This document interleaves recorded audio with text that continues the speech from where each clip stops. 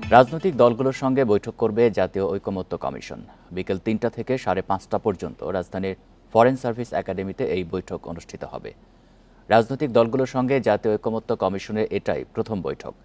এতে সংস্কার কমিশনের সুপারিশ নিয়ে রাজনৈতিক দলগুলোর সঙ্গে আলোচনা করবেন অন্তর্বর্তী সরকারের প্রধান উপদেষ্টা প্রফেসর মোহাম্মদ ইউনূস। কোটি মানুষের আস্থার ভালোবাসায় ১১ বারের মতো দেশের ১ নম্বর রেফ্রিজারেটর ব্র্যান্ড ওয়ালটন। আলোচনা শেষে বক্তব্য দেবেন প্রধান উপদেষ্টা। বৈঠকে বিএনপি, জামায়াত, গণ অধিকার পরিষদ, বিপ্লবী ওয়ার্কার্স পার্টি সহ অন্যান্য রাজনৈতিক দল অংশ নেবে।